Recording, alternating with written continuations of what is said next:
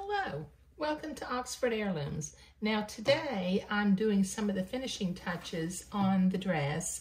I'm going to be sewing 3 little buttonholes on the back. So since I like to do the buttonholes from this direction with my vintage buttonholer, and I've got little 3/8 inch buttons, I've marked the position of the top of the buttonhole. Now what I'm going to do, this fold line in the bodice, I'm going to line up with the edge of the vintage buttonholer so that each one of my buttonholes will be equal distance away from the edge of the bodice. So I'm going to, so let me flip this back to the very back. There we go. Okay, and I'm going to insert my bodice. I've got my green thread in here, and I'm going to lower my needle to make sure I'm going in at the position of the blue line.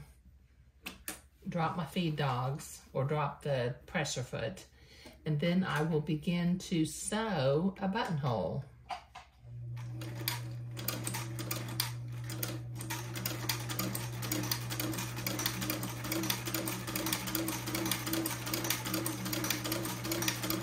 If this is the first time you've seen me use this little vintage buttonholer, let me explain why I use it. My newer sewing machine has a has a buttonhole foot that I have to put a button in the little hole. Well, these tiny little buttons that I sew with for these heirloom garments, the buttons fall out.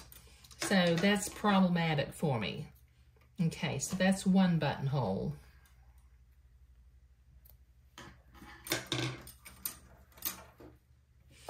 Let me click to the back again.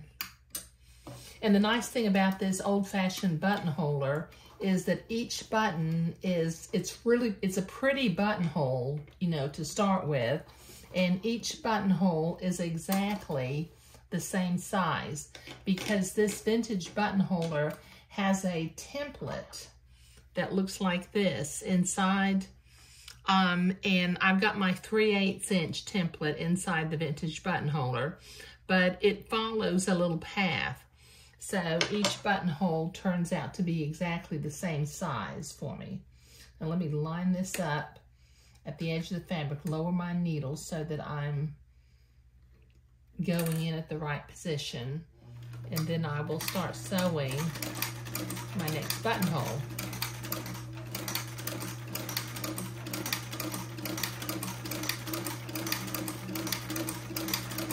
Like I said, because I sew with 3/8 inch buttons and 1/4 inch buttons, and this little vintage buttonholer is just ideal for making these itty-bitty buttonholes. And like I said, they're pretty.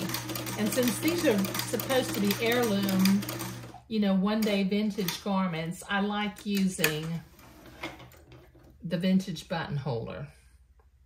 Just adds a nice little touch to it.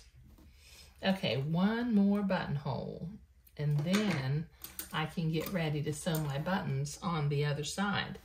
Okay, so let me click this to the top again. Okay. Insert my fabric, line it up with the edge of the fold line, lower my needle so that it's going in at the right place, drop my presser foot, and start sewing.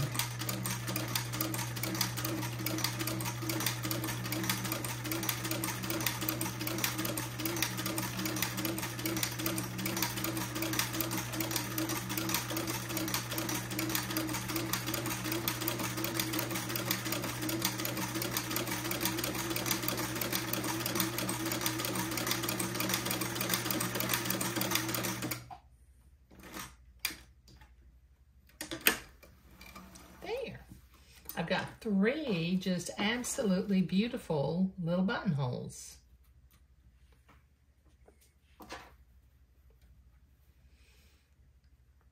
Okay, now I can clip them open which I'll do in just a little bit. But as you can see, the buttonholes, they're evenly spaced. They're perfectly the same size, and they're really pretty. Okay, all right, so sewing the buttonholes with this vintage buttonholer was what I was doing today. Now this buttonholer attachment, in case you're curious about it, it's made by Singer. They made them starting back, I want to say about 1940, maybe a little bit thereafter. But they have a screw attachment to the platform of an old sewing machine. I cannot attach this to my newer sewing machine because I don't have the screw hole in the platform.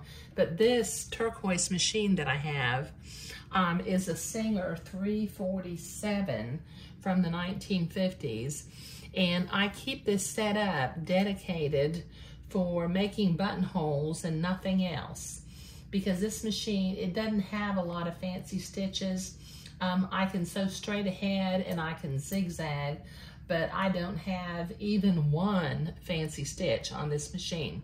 But for what I use it for, making buttonholes, it works perfectly. But making the buttonholes was what I was doing today. So thank you.